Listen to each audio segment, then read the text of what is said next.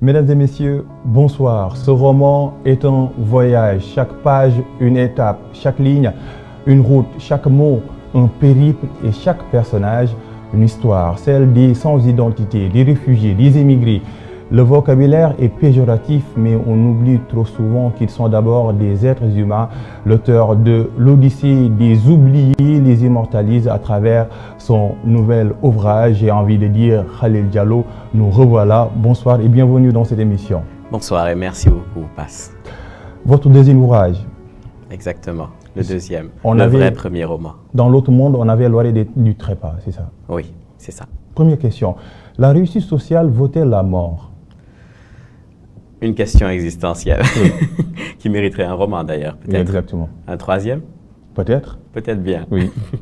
Alors, la réussite sociale vaut-elle la mort? Il faudrait peut-être bien définir ce qu'est la réussite sociale, parce que au cœur de l'Odyssée des oubliés, c'est peut-être pas la réussite sociale, mais quelque chose d'autre, quelque chose de plus important. C'est peut-être même la vie, en fait, la quête d'une vraie vie. Sembouyan, Idi, Maggie et toutes ces personnes-là, même Alain, cet écrivain, ils sont tous en quête de la vraie vie. Ils sont en quête de liberté, en définitive. Ce sont des gens qui vont à la mort pour vivre vraiment. Parce que je dis quelque part dans le livre qu'ils sont soumis à toutes les peines de mort, toutes les formes de peines de mort qui sont leurs, en fait. C'est privation de liberté, c'est fermeture des frontières, c'est du mariage forcé et précoce pour certaines jeunes filles, et c'est même la guerre, des conflits. Donc ces gens ne vivent pas en réalité, ils tentent la mort pour mieux vivre. Et pourquoi cette question? Parce qu'on associe forcément, ou bien généralement, l'immigration irrégulière à la pauvreté, autrement dit la recherche d'un bien-être.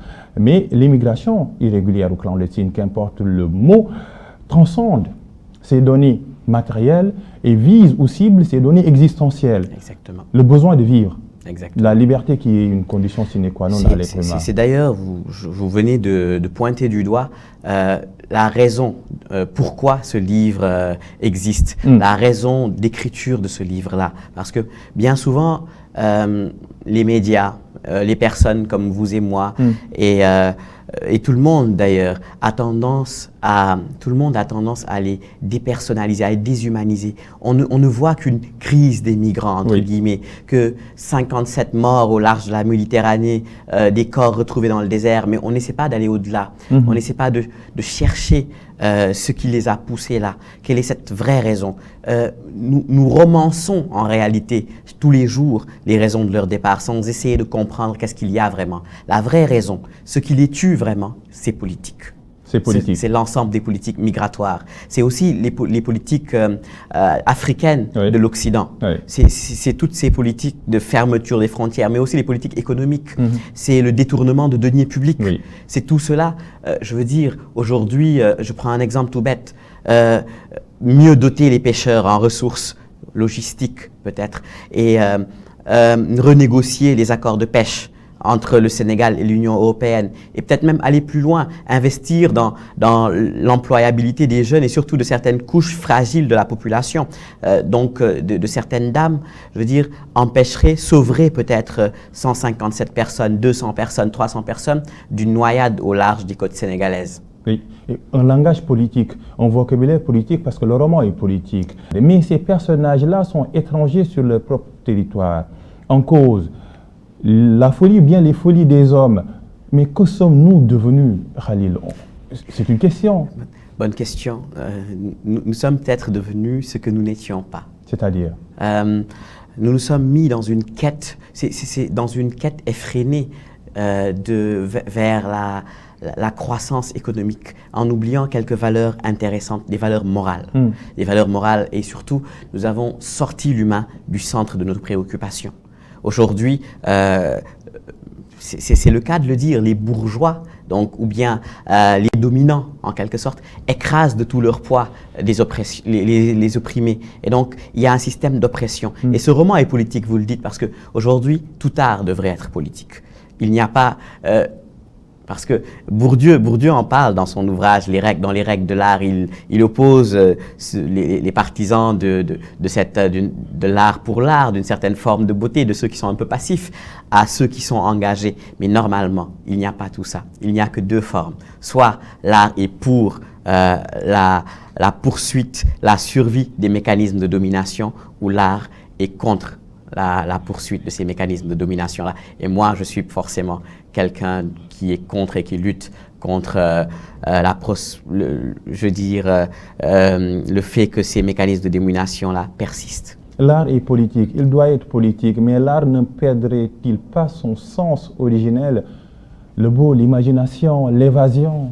Pas du tout, pas du tout. C'est d'ailleurs ce qui est au cœur de tout, parce que sinon on ne fait pas de l'art.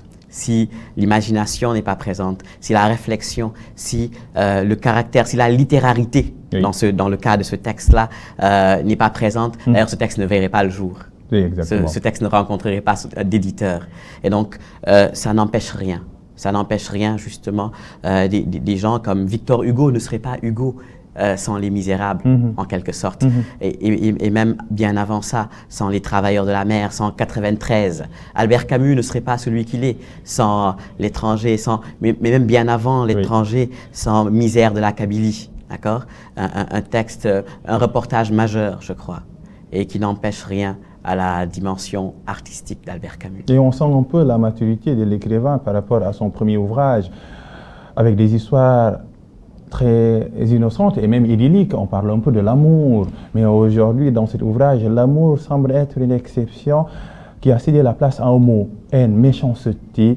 L'homme est maintenant devenu un loup pour l'homme. Alors oui, on peut dire, mais vous savez, ce serait peut-être aller dans le cliché que de généraliser. Oui. Mais c'est vrai que dans le roman, il y a beaucoup de noirceur. Il y a beaucoup de noirceur. Beaucoup de morts. Mais c'est normal. J'essaie de montrer derrière et en dehors de toute idéalisation de l'Afrique, ce que notre Afrique est devenue en définitive. Parce que c'est un roman sur l'Afrique. C'est un roman, L'Odyssée des oubliés, qui est écrit avec les codes de l'épopée pour offrir justement, toujours dans le cadre de la réhumanisation. Un clin d'œil à Homère, par exemple. Exactement. Oui. C'est toujours dans la réhumanisation de ces clandestins, de ceux qui sont appelés clandestins. Dans le cadre de leur réhumanisation, je leur offre quelque chose. Mon ambition, c'est d'écrire une Énéide pour l'Afrique. Et vous l'aviez bien fait. À mal aimer. La vie est mal aimée. Et mal aimée. La mort est bien aimée. Signe d'une Afrique qui a perdu son humanité parce que le récit voyage dans plusieurs localités. Mais pourquoi l'Afrique mère, le berceau de l'humanité, pourquoi l'Afrique mère souffre-t-elle plus que ses fils? Je pense que l'Afrique ne souffre pas plus que ses fils. Peut-être que, je crois que les fils souffrent davantage et l'Afrique meurt de la souffrance de ses fils. L'Afrique a engendré le monde. Et l'Afrique, mais justement, les fils souffrent davantage et l'Afrique meurt de leur souffrance. Je veux dire, il y a des souffrances qui ne sont pas physiques et qui sont beaucoup plus dures à vivre. Des souffrances qui sont peut-être d'ordre existentiel, mais aussi des souffrances morales. Il y a des pertes morales. Lorsque l'humanité aujourd'hui sort des valeurs humaines et se dirige et ne pense qu'au profit, oui, je crois qu'il y a une grande souffrance là-dedans. Et aujourd'hui, ce texte est aussi, ce n'est pas un jugement, mais c'est aussi une façon de montrer ce qu'est devenu l'Occident. D'accord? Parce qu'une partie je ne dirais pas toutes, parce que l'Afrique fait beaucoup de mal à l'Afrique et aux Africains. Oui, parce qu'il y a la guerre civile, par exemple. La guerre civile, le racisme interafricain, je veux dire le racisme au Maghreb, par exemple, la xénophobie dans d'autres pays d'Afrique occidentale, les passeurs. Les passeurs. On va en parler.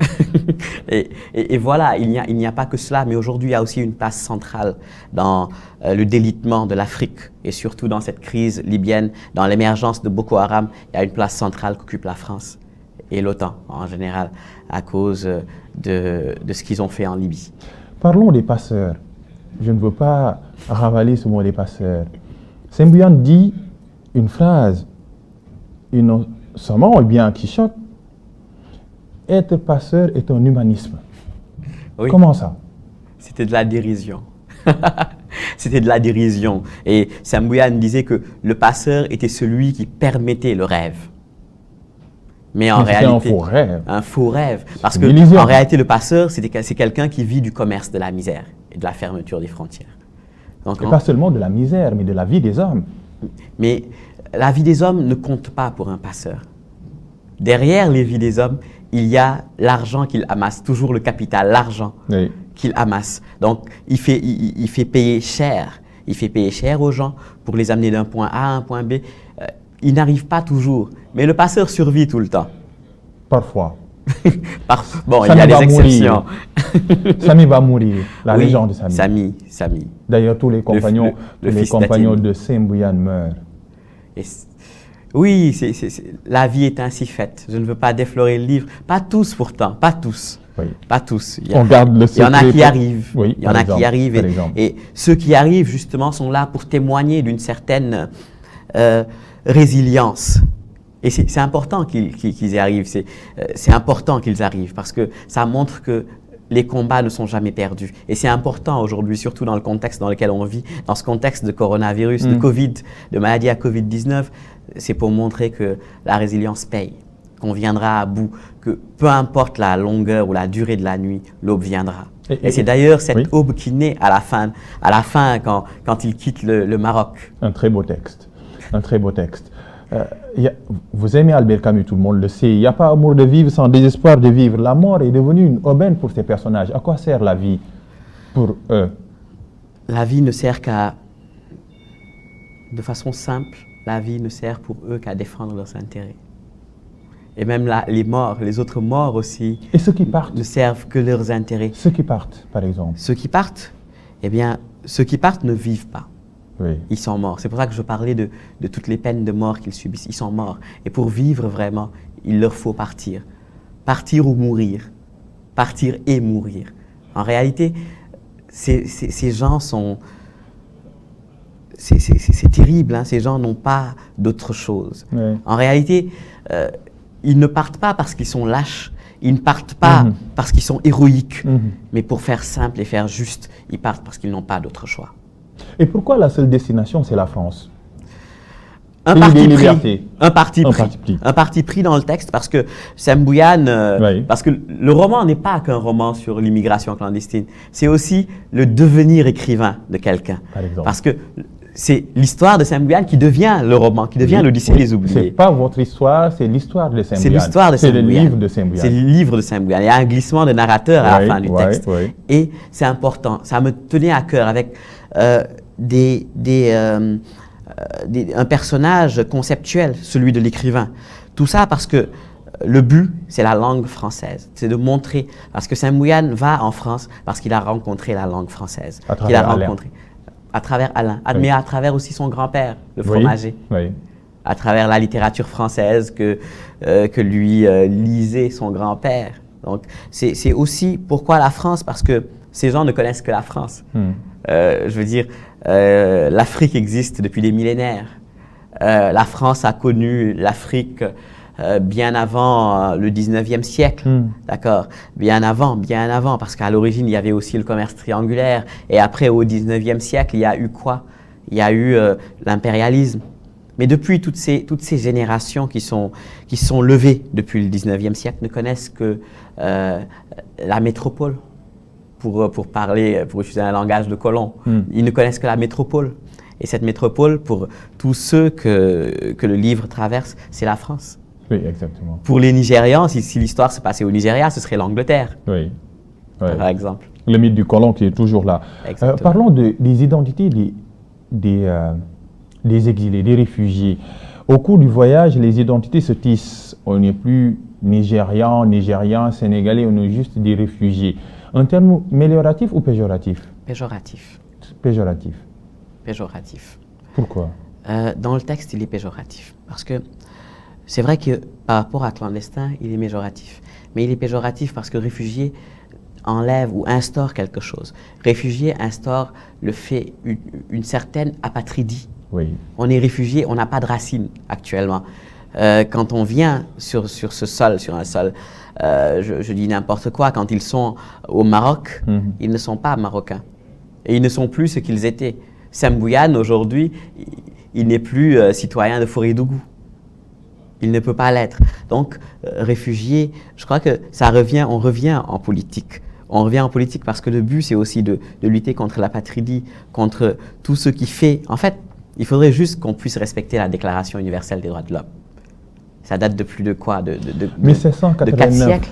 Mais le paradoxe, de 3 siècles. Le premier article, tous les hommes naissent libres et égaux. Et pourtant, il y avait l'esclavage et la colonisation. Deuxième chose, qu'est-ce qu'il y a après ça? Ce n'est pas tout. Les hommes sont libres de voyager. Oui. Et il y a des frontières. Oui. Il y a des visas. Oui. Il y a des barrières. Oui. Des forteresses même. Voilà, des forteresses. On va à Melilla, à Ceuta. Oui. Il y a des murs de barbelés. Oui. Donc, il nous faut aujourd'hui aller en quête d'humanité. Il nous faut aujourd'hui briser les murs, abolir les frontières et supprimer les visas. Il faut supprimer les visas. Bah oui. Respecter les droits fondamentaux des êtres humains. Que tout le monde ait le droit de voyager. Le contexte actuel tranche avec votre position. Les murs se sont érigés, les forteresses bâties. Les identités, aujourd'hui, on est comme dans l'état de nature. C'est le sauf qui peut. Chacun pour soi. Et c'est tellement drôle. C'est ce qui montre que l'homme est revenu à son état naturel, quasiment. Parce que même au sein de l'espace Schengen, oui, des pays qui sont limitrophes de l'Italie ont fermé leurs frontières à l'Italie. À l'Angleterre. Non, l'Angleterre, c'est le Brexit, mais pendant la crise du Covid, à Covid-19, pendant le premier pic au printemps passé, mais des pays limitrophes de l'Italie, je ne veux pas citer de pays, mais bon, tout le monde sait que des pays limitrophes à l'Italie ont fermé leurs frontières à l'Italie pour justement éviter, pour essayer d'endiguer la contamination et de réduire l'Italie à un gros cluster. Et parlons des identités, toujours de ces réfugiés. Intéressons-nous aux écrivains, parce qu'il y a Alain, il y aura ensuite Sembouyane, il y a même Magui. Tout le monde est presque écrivain. Il y a une phrase qui est très belle, vous dites que quelle que soit la puissance des armes, les régimes totalitaires ont peur d'une seule chose, les mots. Les mots. Absolument, absolument. Les mots de Jean-Paul Sartre. Absolument. Les mots. Absolument.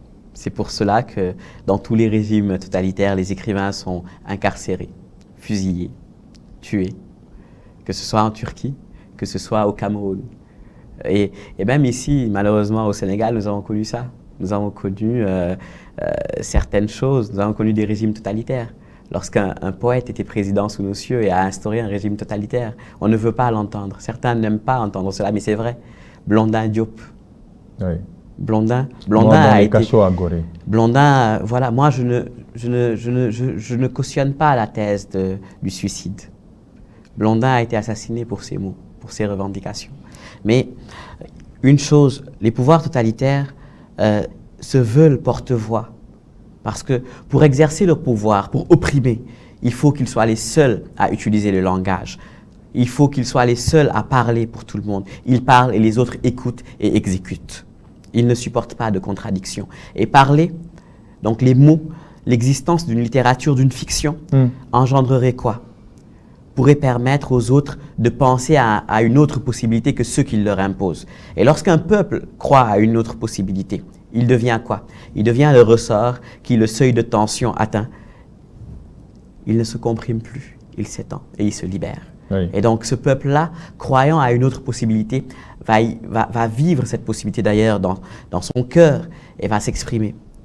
Ce peuple connaîtra la liberté. Il aura soif de cette liberté. Ignoti nulla cupido. On ne peut aimer ce qu'on ne connaît pas. Et la littérature et les mots, justement, apportent la connaissance de ce dont ce peuple a besoin. Et donc, que ce soit du point de vue totalitarisme idéologique, culturel et politique. Et ce n'est pas un hasard si Jean-Paul Sartre a intitulé son livre autobiographique « Les mots ». Exactement. Et je vais même plus loin, parce que même dans le cadre d'un totalitarisme religieux, qu'est-ce qui se passe? On n'admet qu'un livre. Celui du dogme. Oui. On admet, mais on va plus loin. On admet rien qui puisse être plus intéressant que le dogme, le corps de la femme. On ne l'admet pas parce que le corps de la femme pourrait mener les gens, pourrait être plus intéressant donc pour des couches masculines, que le dogme. On n'admet pas les plaisirs. Et c'est là que, pour justement parler, pour justement vaincre cette idéologie, pour justement vaincre une idéologie, il faut des mots.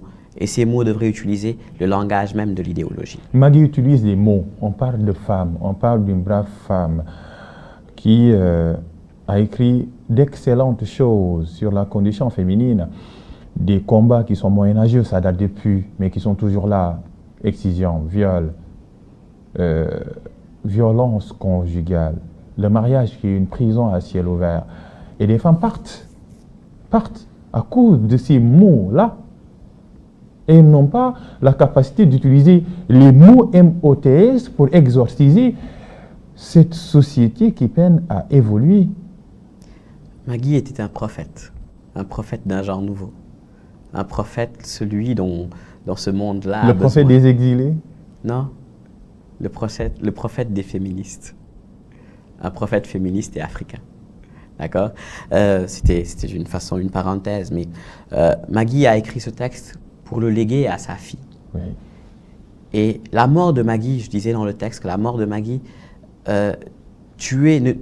n'enlevez pas, ces théoristes-là n'ôtaient pas que la vie de Maggie, mais ils ôtaient en même temps la vie de centaines d'autres filles, et même de milliers d'autres filles à venir. Mais Maggie était déjà morte.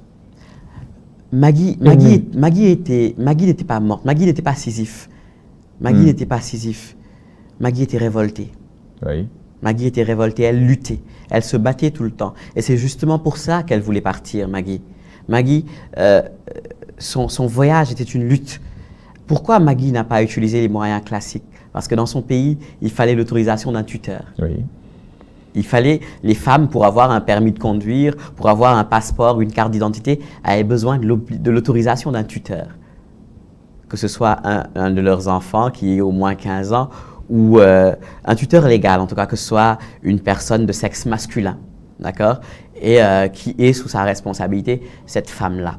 Et dans le pays de Maggie, si Maggie avait un fils, oui, un fils de 15 ans, ce fils de 15 ans-là aurait le devoir de veiller sur Maggie. Il deviendrait le tuteur de Maggie. Donc voilà pourquoi Maggie ne voulait pas, Maggie voulait briser ce système-là. Voilà pourquoi Maggie n'était pas intéressée par un passeport, par une carte d'identité. Et sans ces documents-là, pas de voyage. Et pensez-vous que le 21e siècle sera féminin? Malheureusement, le 21e siècle, je crois, est même moins rose que le 20e. Le 21e siècle est moins rose que le 20e. Ça vient de comment? Le 20e a connu ces guerres mondiales. Nous, aujourd'hui, nous avons plus dur. Aujourd'hui, au 20e, les gens, pour survivre, devaient se battre. Nous, pour survivre, nous devons nous liguer. Et nous ne sommes pas prêts pour cela. La crise à Covid, la pandémie, nous sommes tous sur le même bateau. Si nous voulons en sortir, nous devons nous entraider. Mais l'homme n'est pas encore prêt pour cette entraide. Donc le 21e est plus sombre que le 20e, pour moi. Et encore plus pour les femmes. Il y a aujourd'hui des totalitarismes qui ne disent pas leur nom. Aujourd'hui, une femme croupit sous le poids ou bien les femmes croupissent sous le poids de certains totalitarismes et ne peuvent pas en sortir. Ici au Sénégal, il y a des systèmes de totalitarisme culturel, oui, mais il y a aussi d'autres qui sont engendrés toujours dans la pression sociale, au niveau du boulot, au niveau du rôle qui leur est donné. C'est triste et aussi révoltant qu'encore aujourd'hui, on puisse dire que les femmes ont un rôle, qu'on puisse définir un rôle aux femmes. On prend l'exemple des États-Unis. Voilà. Depuis la Révolution, les États-Unis viennent d'avoir, pour la première fois, une vice-présidente. En combien de siècles? 3? Plusieurs. En 3 siècles. Oui, depuis 1776, la Révolution. En 3 siècles, oui. Du 18e au 21e. C'est terrible. C'est terrible. Et donc les femmes aujourd'hui, et ça devient une exception. Oui. C'est une exception, c'est salué. Et quand c'est salué, ça veut dire que ce n'est pas normal, c'est une exception. Et on en est fiers. Mais non. Et aujourd'hui, le confinement a montré une chose. Les féminicides ont augmenté. Les violences faites aux femmes ont augmenté. Pas qu'en Afrique. Heureusement, ce n'était pas en Afrique. C'était en Occident, aux États-Unis. C'était en Amérique du Sud. C'était en France. C'était en Espagne. Oui. Donc, je n'ai pas foi au 21e siècle. C'est peut-être pour ça que tous mes livres finissent par la mort. Parce que la vie, justement, n'est pas belle. C'est la mort qui est belle, enfin. Parce qu'on ne choisit pas de vivre, on ne choisit pas sa vie. Mais la mort, elle, vient mettre un terme à ceux qu'on n'a pas choisis pour peut-être des lendemains meilleurs. Peut-être. Nous allons finir sur cette note d'espoir. L'Odyssée prend ainsi fin. Merci pour ce voyage. Merci, Passe. Les téléspectateurs peuvent continuer ce voyage à travers ce livre, le deuxième ouvrage de Khalid Diallo, L'Odyssée des oubliés. Je l'ai dit et je le redis, c'est tout simplement magnifique. Belle ligne, c'est fini pour aujourd'hui. Merci à toute l'équipe technique qui m'a permis de réaliser cette émission. Rendez-vous dans 15 jours pour un autre numéro.